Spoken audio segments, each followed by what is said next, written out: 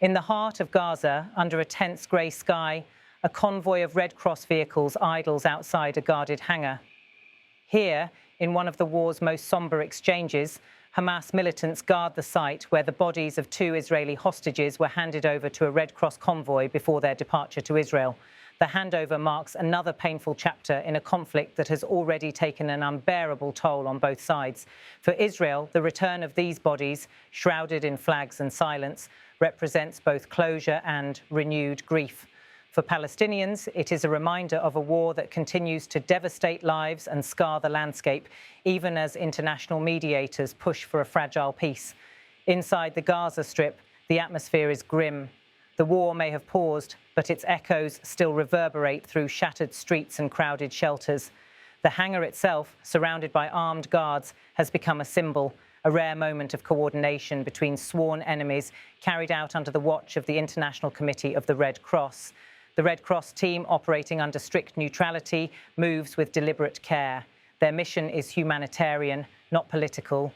They are there to ensure the dignified transfer of remains, the humane handling of tragedy. Each exchange like this is a logistical operation and an emotional one. The vehicle's movements are quiet, controlled, and watched closely by both Hamas fighters and local residents gathered at a distance.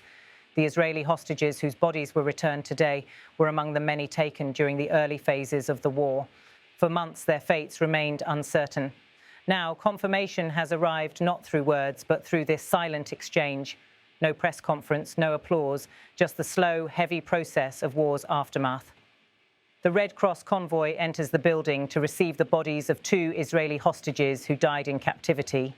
Their mission completed, the vehicles will soon cross the border back into Israel, where families and officials wait to receive them. This moment is one of rare cooperation, temporary, procedural, but deeply human. It is also a reflection of the shifting ground in Gaza following the US brokered ceasefire. Under the deal announced by US President Donald Trump, both sides agreed to gradual steps, including prisoner exchanges, humanitarian corridors, and the recovery of hostages and bodies. Each gesture is intended to build the fragile trust needed to sustain peace after years of bloodshed. But here on the ground, trust remains elusive. The Red Cross can guarantee only the mechanics of the exchange, not the healing that must follow. The guards outside the hangar, their faces hidden, stand in the heavy silence that defines so many of Gaza's front lines. For them and for the thousands displaced across the Strip, the ceasefire is a pause, not an end. Hamas's decision to allow the Red Cross to retrieve the bodies reflects both pressure and pragmatism.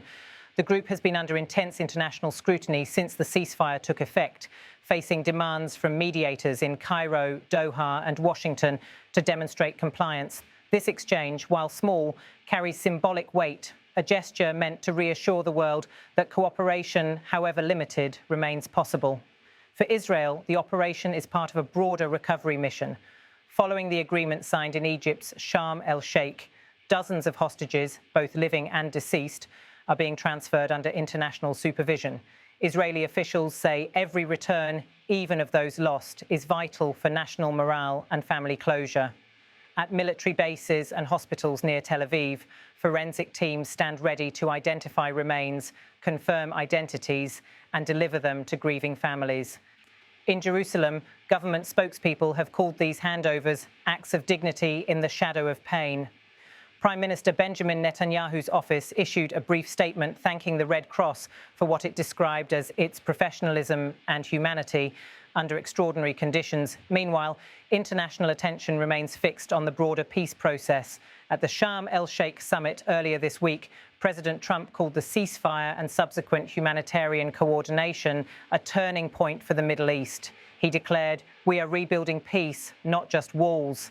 We are rebuilding lives," yet the reality on the ground tells a slower story.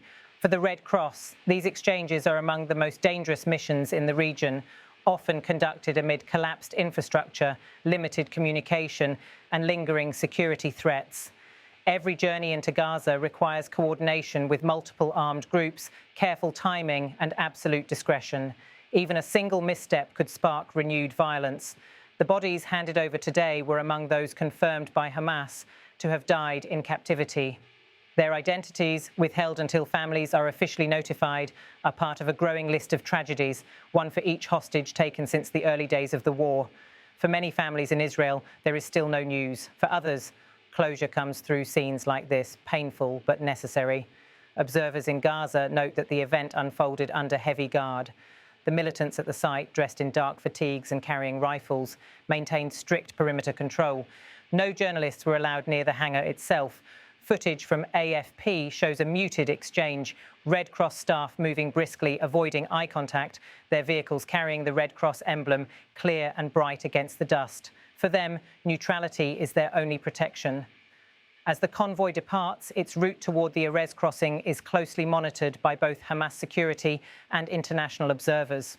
On the other side, Israeli medical teams stand by to take over. Each handover follows a script written in the language of war's aftermath: discipline, distance and sorrow. The broader humanitarian picture remains dire. More than 67,000 Palestinians have been killed since the start of the war and over 169,000 wounded. Nearly 90% of Gaza's population remains displaced. Infrastructure across the territory, hospitals, schools, water systems, lies in ruins. For many, these transfers are only a reminder of how much has been lost. Still, diplomats insist that such exchanges are essential to the path forward. In Cairo, Egyptian officials overseeing the process say they see each humanitarian gesture as a brick in the wall of peace. Qatar and Turkey have echoed that sentiment, pressing Hamas to cooperate in all matters related to hostages and reconstruction. US envoy Jared Kushner, speaking from Washington earlier this week, emphasized that every step toward reconciliation, even a small one, must be seen as part of rebuilding trust. That is the word repeated most often in diplomatic circles, yet least visible here on the ground. In Gaza, where rubble still lines the streets and electricity flickers for only a few hours a day, talk of rebuilding feels distant. And yet everybody returned, every convoy crossing, every humanitarian act is a signal that the machinery of diplomacy, however slow, is still moving. As night falls over Gaza, the Red Cross vehicles disappear beyond the checkpoint lights. Inside the strip, the armed guards disperse quietly. For a few brief moments, the hangar stands empty again, its silence heavier than before. In Israel, the families of the deceased await the arrival of the convoy. There, grief will unfold in private, far from the cameras, far from the politics that shaped their loved one's fate. Each return marks the end of one story, but also the continuation of many others. The search for the missing, the struggle for accountability, and the effort to ensure that such horrors are not repeated. In the days ahead, more exchanges are expected under the ceasefire terms. Some will involve living hostages, others those who perished. Each will test the fragile threads of coordination holding this peace together. The Red Cross, once again, will serve as the bridge between the living and the dead, between conflict and compromise. For the people of Gaza, this moment offers little comfort, but it does offer a glimpse, faint but real, of a world where the machinery of war gives way, even briefly, to the practice of humanity. The hangar may be silent now, but what happened here will echo far beyond its walls. In the shadows of loss, it stands as a reminder that even amid devastation, compassion and duty still find a way.